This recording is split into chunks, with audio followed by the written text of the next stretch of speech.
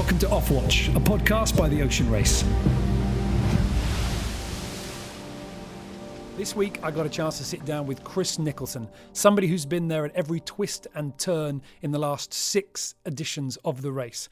I asked him about Team Vestas Wind and that fateful grounding on St Brandon's Reef, plus Movistar's sinking and what it takes to be a leader in those times of crisis. Plus, I got a chance to ask him about his early 18-foot skiff days and the 49er Olympics and what it takes to be fast in those classes. If you enjoy this interview, leave us a like, subscribe for more, and let us know in the comments below who you want us to talk to next. Enjoy. Joining me this week is Chris Nicholson, who has represented Australia in 2 Olympic Games, got 6 World Championship titles to his name, but closer to home, has competed in every edition of the Ocean Race since 2001. In the last edition, on board Team Axonabel, they finished 4th, but more importantly, well, at least as much as the history books are concerned, they got the outright speed record for the most number of miles sailed in 24 hours, 602, the new benchmark to beat. So, Chris, thank you very much for joining me. First of all, give us some idea what it's like being on board a 65 when it's maxed out, claiming a record, surfing, jumping from wave to wave. Yeah, I know. Well, I guess, first of all, most of the way through that record, I actually didn't believe that we were doing the amount of miles that we actually did in the end.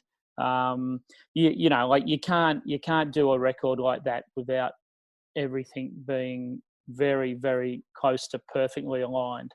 You know, the conditions were incredible: flat water, a little bit of current with us, the right sail combination, good drivers, good trimmers, and just a nice setup and pushing the boat, on its edge the whole time. Like, the best fun you have while going racing in it, but also not the hardest of sailing either. Like, there's been a lot harder days at 400 or 500 miles than that record at 602.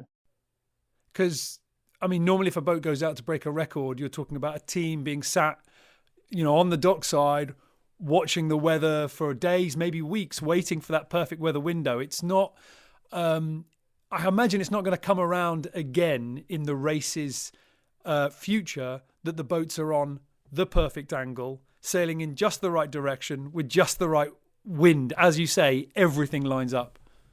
Exactly. I can imagine at the time there was a lot of people with big ocean-going maxis that had always geared up for the world record, and them just being absolutely destroyed. we come out with a little 65-footer and nail it. And what's, the 65s had a reputation in the last 2 editions of being quite wet, but of course also being quite robust, being very sturdy, boats that you could really throw into it.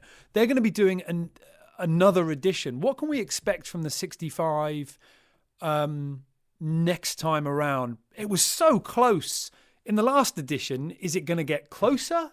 Is someone going to unlock something and pull away finally? Well, the only way you could get closer is, instead of there being, 3 or 4 boats neck and neck at the finish, that there'll be, 8 boats. It can't. I honestly think it's more of the same, but also more of the same. That combination was dynamic last race, in terms of people who viewed it, the atmosphere around the race, and just the and you talk to the sailors. It's the best race for me. It was the best racing I've had in my career. Was the last race. Why is that? Why did that one stand so far above the others? Well, it was purely just, if you're just breaking it down to just simple racing, go out and racing, where you don't have to have done, years of design work and had everything perfectly in place. If you want to just go and race the next group of guys and put yourself against those people, that was the best race. Because of course, what was it, 2001? That was when you were first involved in the race. And this is Amateur Sports One. You coming in as watch leader. So with the Oh no 70s. no no no no no. Sorry, mate. I didn't. I definitely didn't start as watch lead. I was pretty much. I think I was pretty much sweeping the floor when I started there with adults. Okay, fine. That's fine. I'll readjust. I ended up watch leader. How about we'll leave it at that? Yeah, that's fine. That's perfect. I mean, what was that like? I try and get my head around what it's like sailing on the 65 now. Let's say you lose a leg, but you know that you've got just as good equipment as the person that won. Your boat has the potential to go just as fast as their boat. You sail on board something like the Volvo 70s as a bit of a design thing. Is there something in your mind when a boat doesn't perform and you think, well, our boat is different? I mean, it's designed differently. How does that affect that your mindset in that situation? Yeah, the Volvo 70, it comes into its own in regards to all the pre-race design work and sailing and refits. So you get to actually add a lot of value from a sailor and with design side of it to the project. So that can become quite it's really rewarding and great fun. If you're going to boil the race down to the most amount of fun, probably the 70 is it, because it's it's the full package. It's not just racing; it's design, it's more preparation, and the refit. All that work comes into it to ultimate speed. So they're such a dynamic program, the 70s, but they had their day in the sun. They were fantastic boats to sail. They really were quite a handful, I've got to say. Well, yeah, I mean, it comes with its risk, doesn't it? I mean, this is probably where I should ask you about Movistar and, having to step off that boat in a way that no sailor wants to do, stepping into a life raft. Take us back to that moment there. When were you on board that? But, when did things first start to feel we might have an issue here? Oh, honestly, that was. Remember, we almost sunk coming into the Horn. Like that was very, very close to quite a rapid loss of the boat. So it wasn't the first moment. When we finally did step into the raft, honestly, was a accumulation of several problems that we'd had throughout the race. Sorry about the kids. It's fine. Yeah, we're catching you at home. That's not a problem. Because you'd had to. So the keel ram was ultimately the thing that sort of seemed to sort of sink the boat. And I mean, this is obviously going back a while. This is long before my involvement with the race. So I've always been sort of trying to get the details from the scraps from press releases and stuff. But you guys were having to tie the keel up at one point, trying to sort of slow it down. Yeah. Well, I guess if we take it back, very tragically throughout one of the nights, we got a call that Hans Horowitz had gone over the side from ABN1. So I think we dropped we got rid of the fractional zero I think we had up at the time, and started to reach across to where we thought the search site would be. And we're leaping off waves and the usual things you do. And we landed hard, pretty hard, and literally the back keel pin snapped through the bulkhead and basically sort of dropped the back end of the keel out of the boat, if you like. So it's kind of still attached by the rams and the front pin, but it's terminal. So we slowed the boat down. Then we tried to do what we could. We had a fair amount of water coming back in. So we've essentially stopped the boat. We've tried to. It's still relatively secure, I guess you would say. It's probably moving about, I don't know, 3, 4, 5 inches sideways, flopping around in the boat, which is never a good look. No, for a keel. no. For a component that's not meant to move at all, 3, 4, 5 inches is a lot. Exactly. So so we started to, like putting into place all the crisis documents that we have. But as far as remembering, this went on for probably, I don't know, a day and a half, where we're still on the boat and we're trying to secure the keel to a certain extent to try and get back to shore. So we, like we did, we were drilling holes in the bulkhead and trying to lash up the keel pin through the bulkhead. Then we're drilling, and then so we're doing purchase system with all the kite sheets, halyards, you name it. And then we're drilling holes through the deck to then put it onto a halyard so we could winch the purchase systems tighter and tighter. Right. And like there's huge forces at play, but we threw pretty much everything at it. And then, because we knew we had to do a jibe in, like a day's time, and that the keel would flop over at that time. So we're trying to secure it. So we kind of, and everyone's in survival suits and we're ready to get in the rafts. And so we are organised.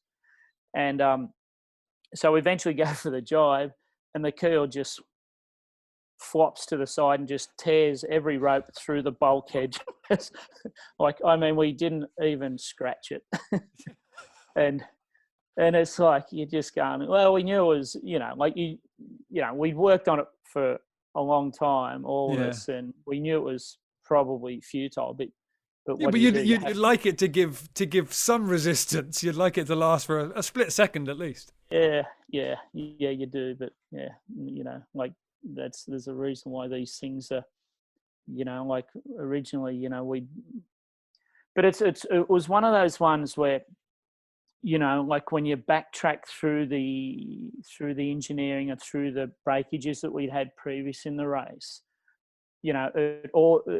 you could see a definite line, the same old snowball effect. You could see where it originated, and it didn't happen there. It originated, a long time prior to that, and it just and we never really got on top of it until and the final outcome is you end up losing a boat. Was it scary? I mean, I'm imagining, like you say, Hans Horowitz, the tragedy with him was just unfolded. What was that like, being on board a boat and knowing that, well, we can't rely on this boat much any longer? Yeah, certainly. Like the weather conditions were playing havoc. We had a 40 knot front due to come over us in sort of like a day and a half's time, and if there had been reasonable conditions, for sure we could have limped back to shore. But then when you get caught with a passing front with a leftover seaway, it would have.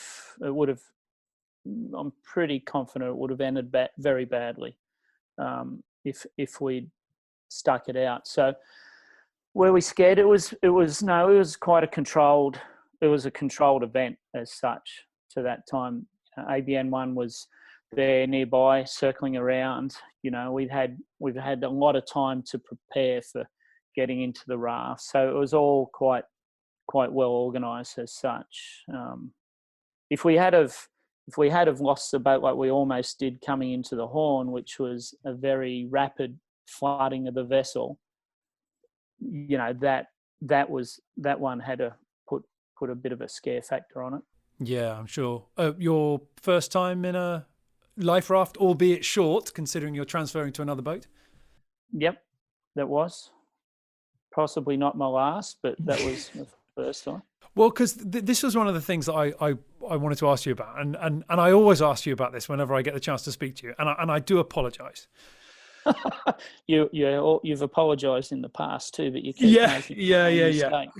So the thing that I think we end up touching on next is probably the St. Brandon Reef, and being on board with Team Vestas Wind and running aground, and there's a lot that I think is really fascinating about that story, not least the strains that it must have put on you in terms of being skipper at that moment.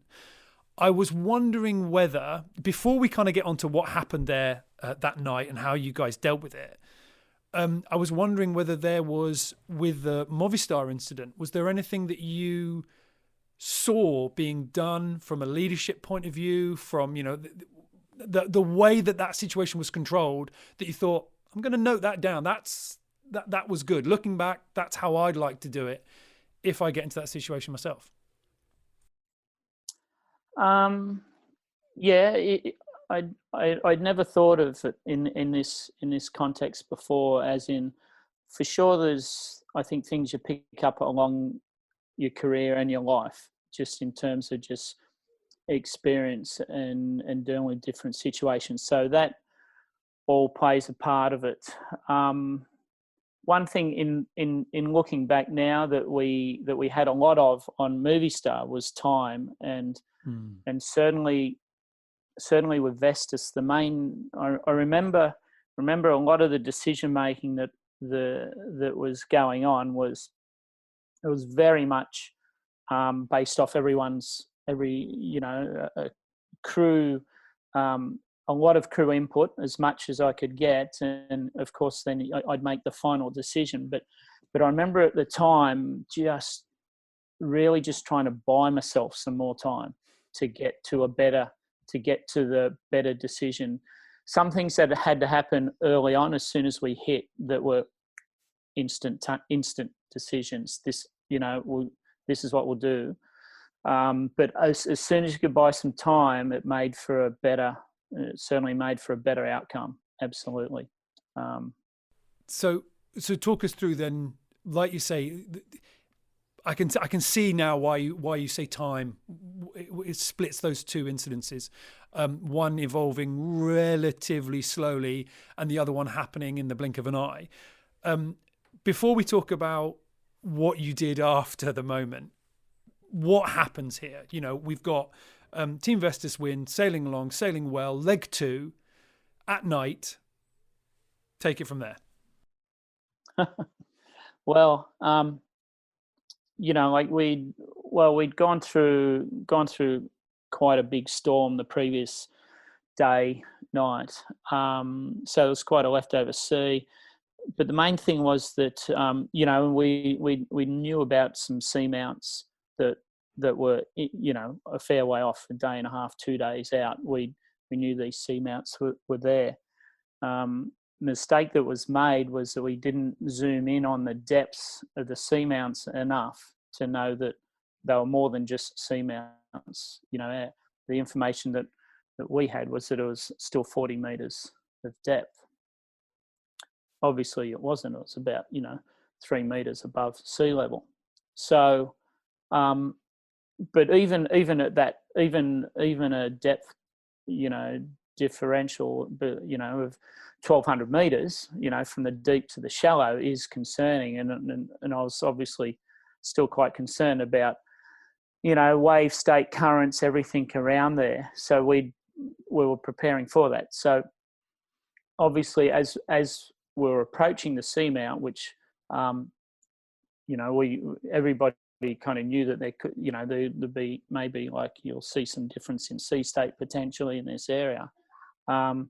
And then literally, we didn't know it at the time, we accelerated down a wave as such, which would be a breaking wave on the edge of the reef, and hit. So one thing you find out later on, if you're going to ground a boat, a canting keel is a good boat to ground on, because the keel's out to the side, the boat spins around, albeit violently, but it doesn't impact like a fixed keel and just instantly stop. So a lot of the inertia was taken around in a sweeping corner, which sheared off both rudders. I think maybe one or both actually got torn out of the boat, as well as broken. And literally, we're there fixed, instantly. Not high and dry. We were fixed in the breaking waves. Water coming into the hull? Yeah, yep, straight away. And what? Not huge amounts at that stage.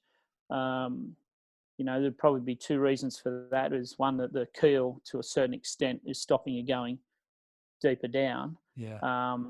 But also, like we hadn't sustained huge damage to the underbody of the boat, but that was happening pretty fast then over the next 6 hours, I guess. I imagine as a skipper, you spend so much time thinking about the polars and sail crossovers and all this sort of thing, and how you're going to perform under certain scenarios and how you're going to communicate the right tactical information to the team, when actually probably the biggest test will be the test that maybe some skippers will never have to face. They'll be lucky like that. You faced it, you're there with this team, and something's gone wrong, and now you've kind of slipped over from it's all about going fast to, well, people are looking to me now to sort of lead us in this situation where I'm sure it's got to be taken pretty seriously. Looking back, in that first sort of little few hours that you had, or even in that first moment, did you do anything where looking back you can go, yeah, I'm proud of that. I'm proud of the way that we pulled together, the way that we did, how did that first sort of hour or moment unfold? Well, I guess I'll just take it a couple of steps there. Like, to be honest, like a modern skipper's, I honestly think 80% of a modern skipper's role in this race is to do with sailing. Is to do with the safety of the vessel. Yeah. Like so much in it, but not say specifically, obviously, for a grounding, but it's everything from burns to the crew to injuries to safety on shore to it's kind of stops with the skipper. So like, honestly, the polars and the sail shapes and everything is just such is yes, at the moment when you're on the boat you got focus on that, but the overall package, it's 80% safety and procedures to try and stop this kind of thing happening. Obviously, we had big pitfalls for us to do to make that mistake in the first place. But having once we'd made that initial, very, horrendous error, everything after that, I think was done quite well. Could we have done some small things better? Yeah, I guess so. We had a long, both internal and external debrief on it when we did, and we didn't we didn't uncover too many things. Yeah. We possibly could have, one big thing is we possibly could have stayed on the boat the whole time, because we did leave the boat and physically get washed over the reef individually while tethered onto a line. And we could have probably rode it out in hindsight, but and I remember talking to Will Oxley on Alvimatica at the time, and like we were saying, obviously we're both agreeing that we want to stick it out on the boat till daylight. And, it's obvious, stay on the boat. It's kind of one of the things you get taught as a little kid, capsizing out on the lake.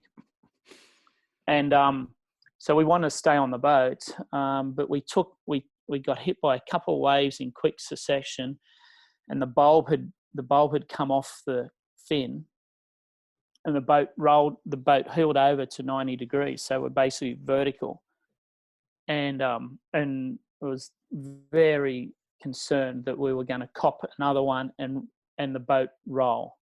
And so it's kind of like, a little bit different to a normal grounding, where again a fixed keel the keel stays attached, so the boat is always going to remain upright. As soon as I had the feeling that we were going to take a full tumble, that was when we had to when I decided that we did need to get off. There was some amazing footage I remember seeing of you guys inside the hull, counting through numbers. Is everybody here? And sort of bouncing through.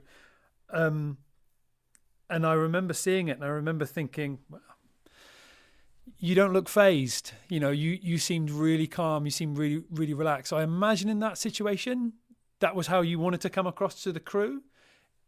What was going on inside that you didn't want to let out, or were you that calm?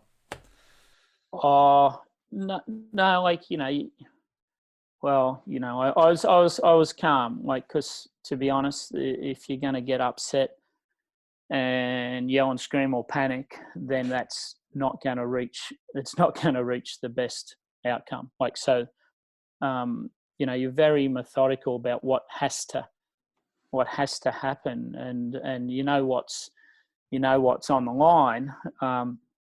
I'd be lying if I didn't say a couple of times I had a little voice on my shoulder saying, "You're in deep shit."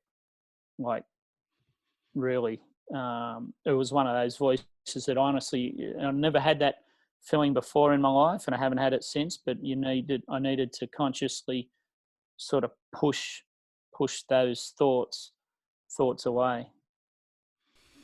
Because I'm imagining when the sun comes up, and obviously you're not where you want to be, but there you are the photos from the morning. It's a honeymoon destination. It's a beautiful spot. It's absolutely gorgeous. At what point did you manage to,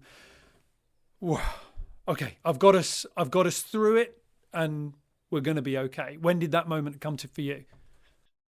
It would have been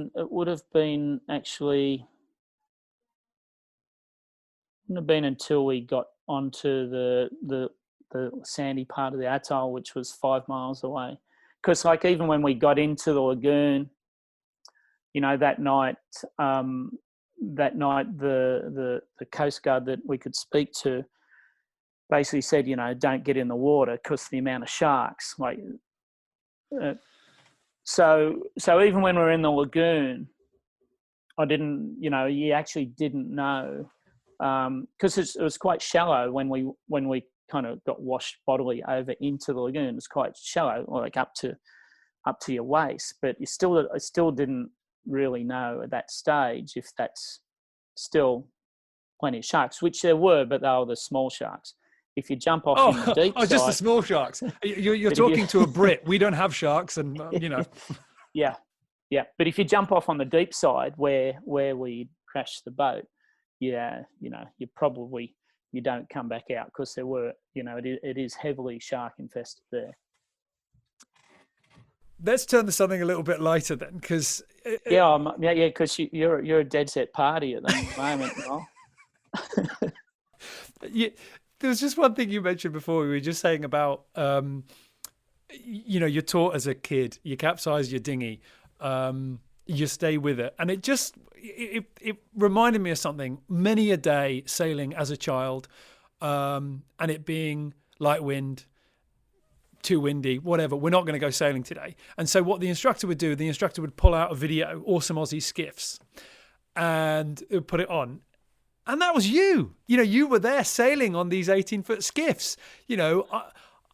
I think you've got your timings mixed up, because you look a whole lot older than that. Oh. No, you see, this is the wonderful thing, because I was still very much a beginner sailor, still into my 20s. So okay. Don't worry about that. Nice. But for you as an Australian sailor, speaking for myself, as a British sailor, we're sailing the slowest wooden, horrible boats. We're learning to sail in Wellington boots and everything. And then you look over to what you guys were doing with the Australian sailing on 18-foot skiffs and all the rest of it. It's just seemed like an incredible proving ground, and where you're getting such an early introduction to speed and really sort of high-class sailing. You were sailing the 49er when it was fresh off the design table. Yeah. I guess 49. Yeah, we stayed out of it for a little while, while they were sorting the design out a bit more. But we were racing 18s, and like just the time of your life. Like, Yeah. well, we were young, and someone was paying us a small amount of money to race boats and travel around the countryside, and they were really challenging boats as well. Like, I didn't, my growing up was kind of in local boats, sort of like they're called VJs, and then 16-foot skiffs, but no wings, and then 505s and lasers, and but then we kind of stepped straight into the 18s, and somehow the promoter Bill McCartney accepted us to sail the 18 literally the same year. Normally you had to do 2 or 3 seasons proving yourself sailing of a weekend. And somehow, I'm not sure why he did it, but he let us go on the TV basically in the first year. So we had quite a learning to do over the winter before that. And yeah, we went okay first year, and then went upwards from there. It seemed like a kind of a glory moment in sailing in terms of televised sailing. I mean, it's still used today. People still know. I mean, I could sit here and I can embarrass myself by quoting the lines from the commentators back to you. Did you know at the point that, yeah, this is the best of our sport, and this is going to live for some years to come? Well, honestly, there was one thing that it taught me when it was over. It really taught me when it was over and finished to appreciate what you have, what you're doing at the time, and how special it is. Because I was so wound up in trying to develop the boat faster, in working on our crew work, our tactics, video footage. I was so focused on all of that I forgot or didn't even realize and understand what a special thing we were doing. So that's where now, when I'm doing, the Volvo and the ocean race, it's like, take a moment and appreciate what you have and what you're doing. It's because it's not normal, and it's privileged. And it's fair to say that you are definitely addicted. As I said at the beginning, you've done every single edition of the race since 2001, 6 editions. You are hoping to do the next one. And one of the things I think that's been interesting, I want to kind of pick your brains on that, because, you were saying about skipper roll, 80% is actually safety. I wonder what part of that final 20% is going to be the sailing, when something that, you've spoken to me about before, the logistical side and the planning side and the corporate side as well plays such a big role. Has that been a lesson that you've had to learn along the way? How much actually managing this team? I mean, it must feel a bit like a business at times. Well, it is absolutely 100%. And I guess I probably need to quantify. Like the safety, it comes into everything. Where you've got to, for instance, you have a corporate day, then you've got to make sure your guests are looked after from, like that they're going to be looked after from literally when they leave the hotel to when they come to the boat, to when they're talking to the guys, that no one gets hurt, procedures in place. So everything has there's a reason why everything is done the way it is done, for the team to look professional, to give the correct image that it should be, and to do a good job. So there's plenty going on, and that's one of the things that does make it, it's a constant challenge. There's always a problem lurking around the corner that needs to be fixed, needs to be prevented as well. Do you still get a bit of a thrill doing those corporate days, taking somebody on board, putting them on a 65 and getting a chance maybe to remind yourself, like you said, this is quite cool. This is not an everyday boat. Because, I mean, I've seen you sailing with some guests before, and I've seen the smiles. Yeah, like absolutely. We're kind of, I think we're fortunate because the guests that come out with us, you almost 99% of them follow the race. They know the race, so they're already to a certain extent engaged. But I remember last year with Axon Oval, but we did a lot of guest sailing and a European tour. And I think it was had five people throughout that experience, like, literally in tears, saying that this was their dream to sail on a Volvo Ocean Race boat. It was their dream. And it's like, and I'd say to the crew, like, it's not to be taken lightly, when doing these days, how important this is to do well and do right. Like, it's just unique. I don't know any other sport that guests can have that level of interaction with the athletes at the time. Like, it should be an experience of a lifetime for them, because, like, I think we've got the best people in the world on these great boats doing an event that is extreme, and we can bring the public there with us, and we televise it and we put it out there, and they're real stories. It's not reality. It's not the crappy reality TV we see. It's real. I think we've got such a good platform. I wonder, the OBRs, the onboard reporters for the last edition, we got to see all the amazing footage coming into the office. What did you experience of what that role was like for them, tucked into the back of the boat, constantly waking you up when we were asking for interviews? I've always pretty much enjoyed the OBRs, like kind of, but I think I've also got it from day one, how important they were, and to integrate them into the crew.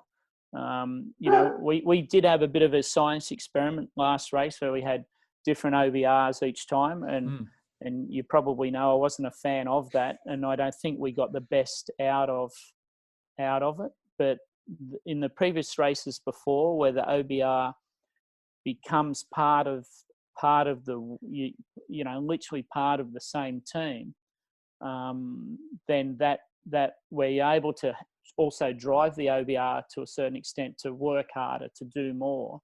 You don't ever get to control the content, though. Like we always had a rule on board that if there was something that a crew didn't want to have, for some reason, didn't want it to go out, I could veto it, but I've never had to use that at any stage. So there's never been we've never had to control any OBR content, but it's part of working with the OBR to try and for us to deliver a better package as well.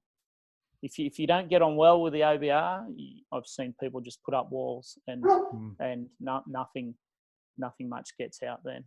And like we've always had, I think, really successful OBRs on the boats have been on. Quite apart from the corporate side of it, I am imagining that at the time, I'm sure it must get a little bit frustrating, somebody sticking a camera in your face saying, "You're losing, what's happening? You're like, "Not now." But when you look back, it must be quite nice that you go, "I've got all these memories, photographs and videos, it's all catalogues." You can almost kind of relive your, all these past editions. Yeah, absolutely. Like one of these days, I guess I'll sit down and have a look at some of the stunts that have gone on in the past. But I don't know. I don't mind it, because it's real. It's what's happening. Like, it's just, I can remember on camper with Hoops, Hamish Hooper. You know, it was he'd never gone around the world, and you know he's seasick. And I remember the leg from Auckland to Itajaí, and we severely damaged the boat at literally Point Nemo. And he was there, sort of sitting in the media station beside the nav station, listening to the phone calls, and the phone calls were pretty full on in regards to, you know, at that stage, you know, we had to plan for worst case scenario if we did lose the boat, because we had sustained some pretty big injuries to the boat. You know, we were having to talk survival time in the water to pick up time with another boat and all the rest of it. So, you know, and he was there kind of filming it, doing his thing, you know, petrified of what could happen. And you know, but it's real. There's nothing to be, I don't think there's anything to be ashamed of. It's just part of, you know, this is the race. It's not, you know, it is, I'm not sure. It's like, how would you just, it is extreme at times. I think of all the holidays that I've been on, and I take all the photos when the sun is out, and when it was, you know, when it was a hard day in the mountains or whatever.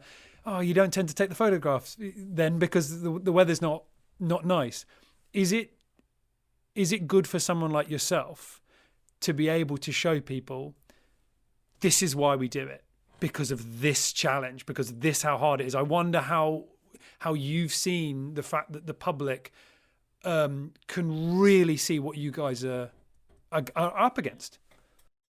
I honestly still don't think we've touched on it anywhere near, like we're taking it to the extent that we have. You know, everybody's finally seen now a glimpse of what the boats can do with the drone footage. Yeah. And the challenge I keep saying to the OBRs is, if you can deliver what we're going through as a person and as a sailor, if you can deliver that to the public, you will win the OBR prize, guaranteed. Like, because I still don't think we've done that job properly. Like you just, you know, we don't have the ability yet to show you the stresses and the limits of what the guys are operating under. You know, like I don't think we even, you know, like we have the best, you know, you can have the best drivers and trimmers in the world, and you can watch them right on the limit, you know, right on their limit the whole time. But it's how you get that, how you try and get that to the public, where you understand that these are the best people you can find on the planet, and it's they're on their edge, and they're doing it for a long time, and we still haven't. It's kind of, I don't know, it must be like the perfect wave. We're still searching for how to do that better, and yeah, we've made inroads, but we still haven't quite got there. I completely understand what you're saying. One of the things that always made me sort of shiver was when we were covering the race, and they're really pushing the boat hard. They're really pushing the boat. You know, what does that mean? You know, what is that? What are you actually doing there? And you know, one of the things I wanted to ask you was, when you're down in something like the Southern Ocean, and you are pushing the boat hard, at what point do you go, I've got to jibe this boat? And I've jibed boats before, and I'll jibe boats again in the future. It's just a jibe. I know what to do.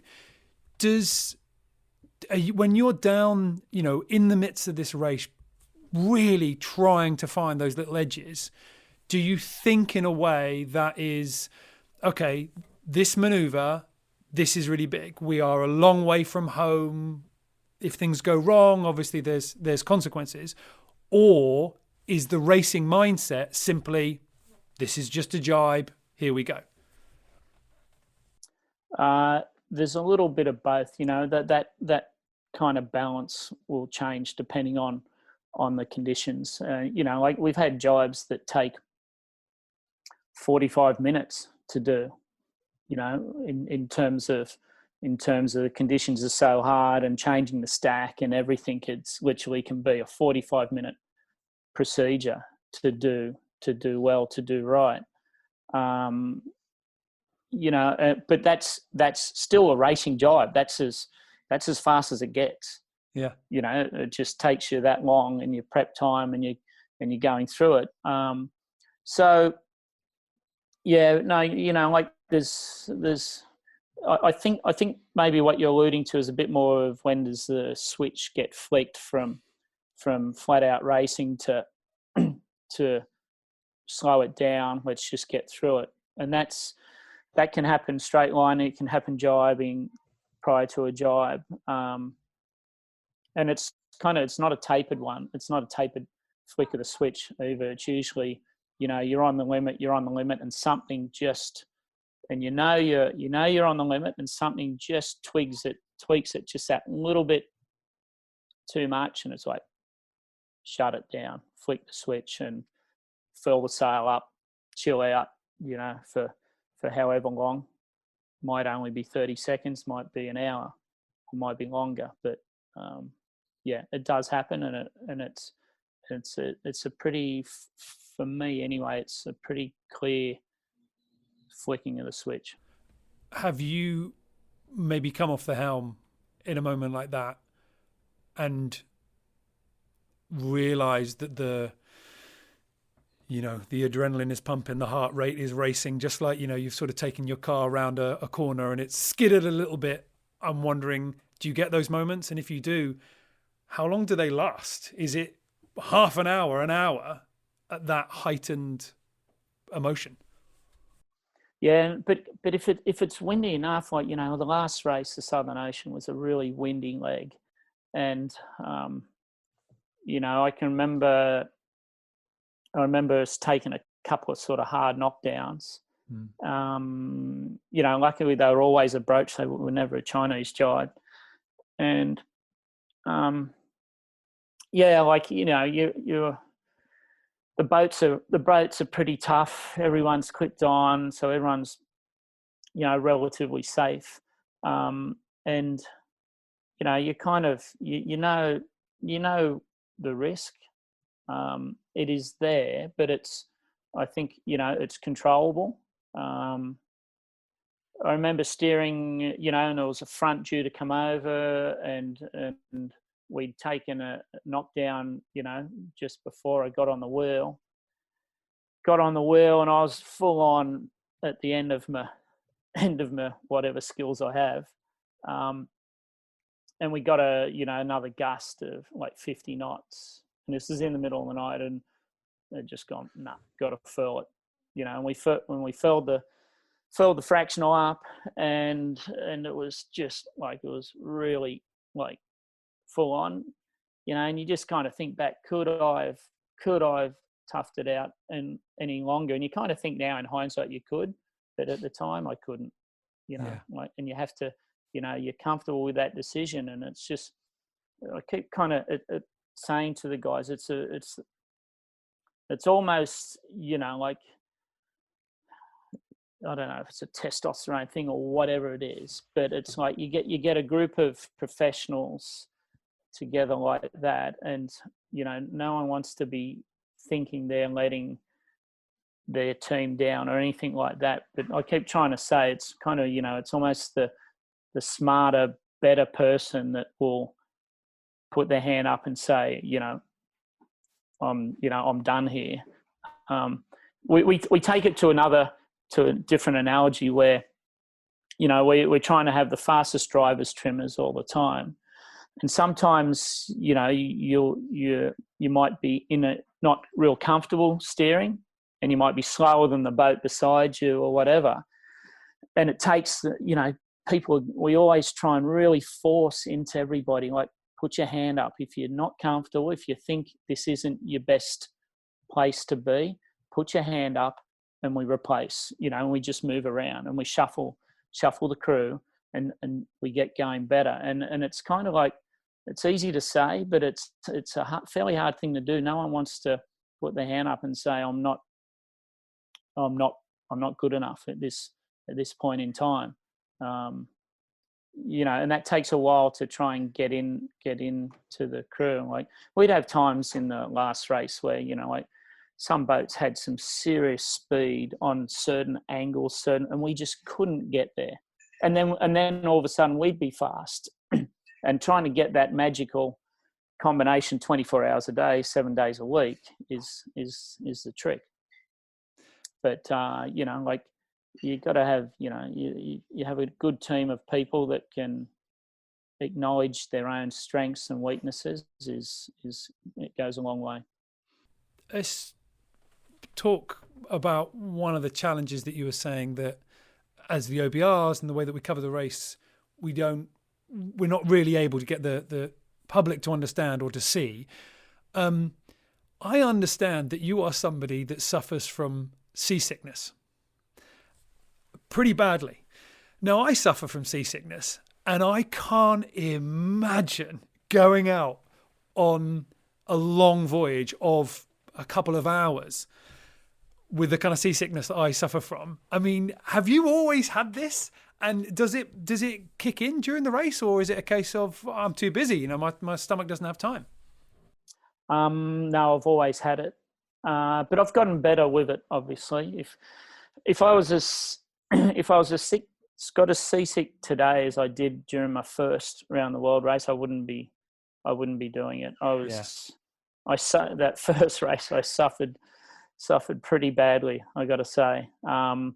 And, there's a lot of things then, maybe, like, at the time I didn't think I'm pretty certain I wasn't stressed, but, maybe a bit apprehensive, and that doesn't help. And, the wrong food and the wrong medication.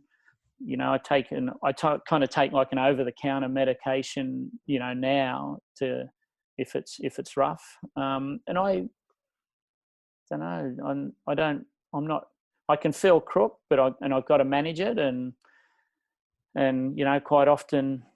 But it's pretty hard if you're, doing a lot of emails and looking at weather and other boats downstairs, in this circus ride that's going on downstairs, and you just, you can, I've had a few projectile vomits, I've got to say, I'm afraid. No, I completely understand. I would be worse.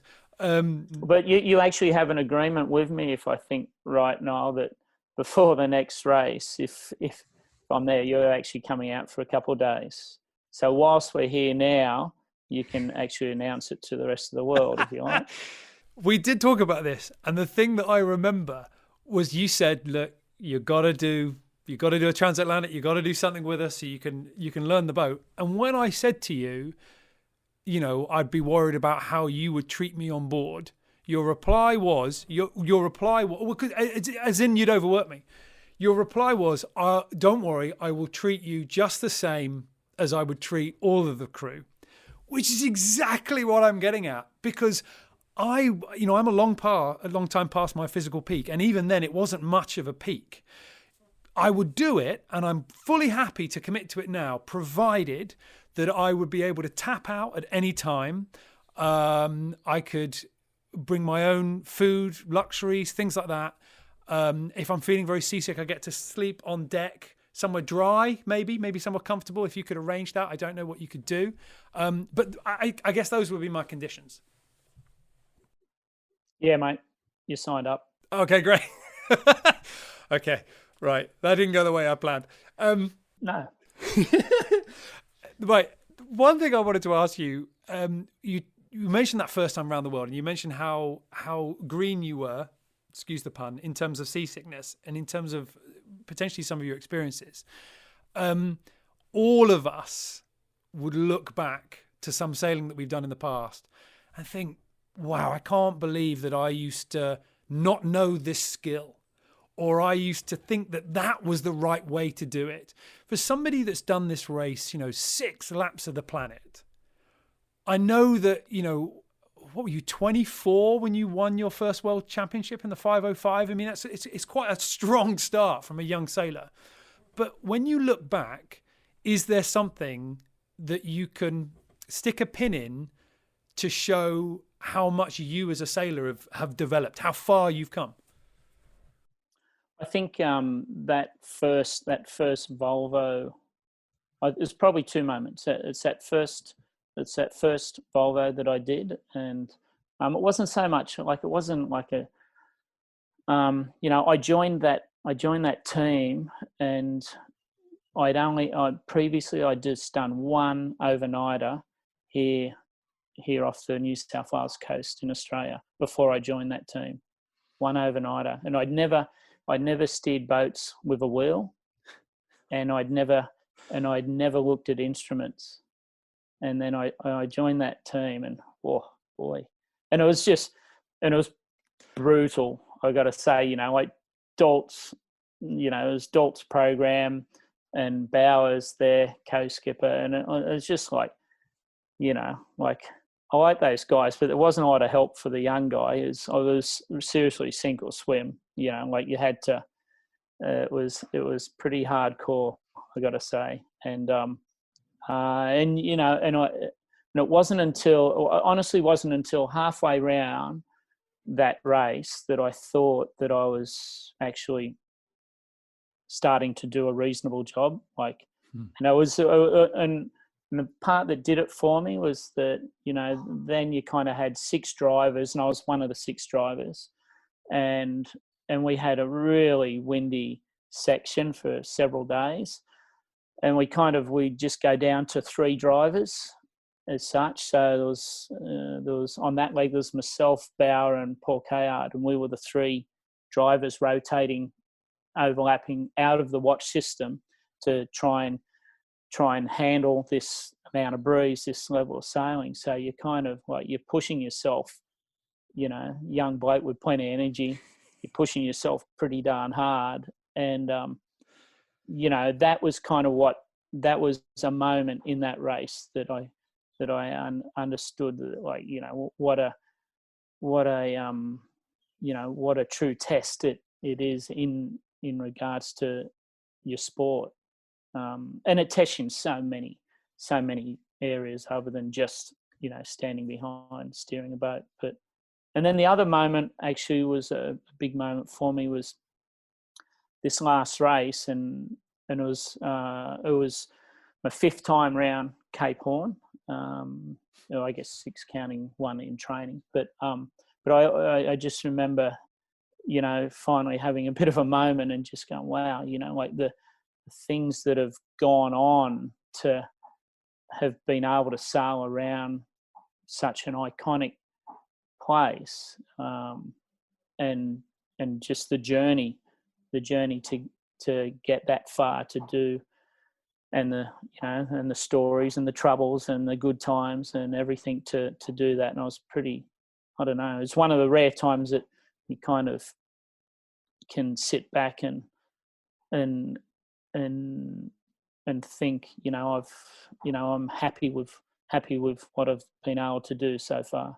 I used to see this stuff as a kid in the books about the early explorers and everything. To think, end up doing 5 times around, never even thought about it. Not once, not even to do once, but 5 times. Yeah, that's why I got the grey hair. Well, the sun's coming up here. I can see that the sun is going down where you are. We saw your family in the background before, so I'm guessing you've got duties away from dreaming about, the next edition of the race. So, Chris, thank you very much for that. That's a beautiful note to leave it on. We'll let you get back to family life, and we'll see you on the water soon. Cheers, Noel. Thanks, mate.